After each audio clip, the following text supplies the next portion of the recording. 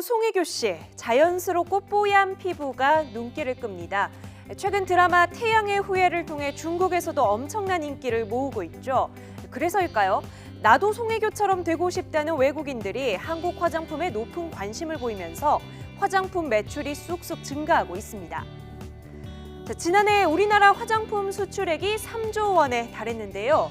이것은 삼성전자 휴대전화를 1230만 개 수출하는 것과 같은 액수입니다.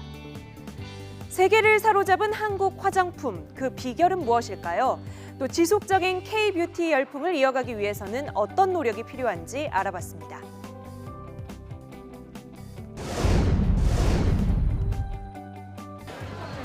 마스크팩으로 유명한 중소기업 화장품 업체 두 곳입니다. 이들 브랜드는 올해 신라면세점 화장품 매출 10위권에 이름을 올렸는데요. 면세점에서는 줄을 서서 이 화장품을 몇 박스씩 챙기는 외국인 관광객의 모습을 쉽게 볼 수 있습니다. 특히 주사기나 알약 모양을 넣은 특이한 모양이 한국의 미용, 성형에 관심이 많은 중국인들의 눈길을 사로잡고 있습니다.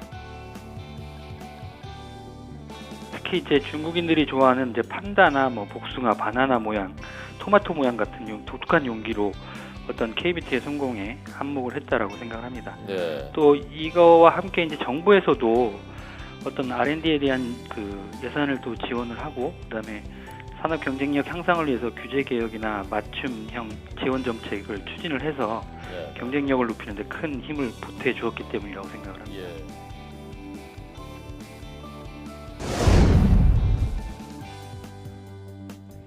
미국에서 한국 화장품 사업을 하는 대표적인 K-뷰티 전도사 샬롯 조 씨. 조 씨는 미국에 한국 화장품을 판매하고 한국 여성들의 피부 관리, 화장법 등을 공유하는 온라인 사이트를 운영하고 있습니다. K-뷰티가 전 세계적으로 주목받기 위해서는 한국 여자처럼 사는 법을 트렌드로 만들어야 한다고 말하고 있습니다.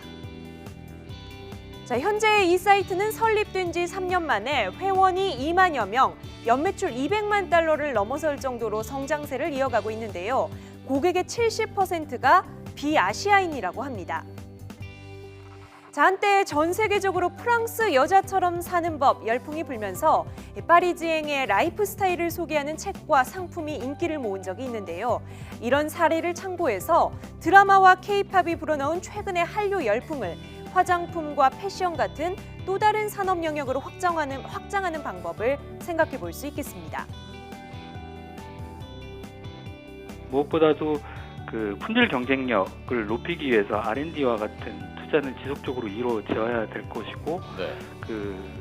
그거와 맞게 이제 우리나라의 또 특징이 뭐냐면 소비자 니즈에 맞도록 빠르게 어떤 그 독창적인 제품을 신속하게 개발을 해서 제공하는 데 있다라고 생각을 합니다. 예. 그런 노력들도 지속적으로 한다면 향후에 이제 한류와 상관없이, 한류가 바탕이 되기는 했지만 그러한 품질력이나 독창성 이런 것들로 해서 지속적으로 성장을 할 수 있을 거라고 생각합니다.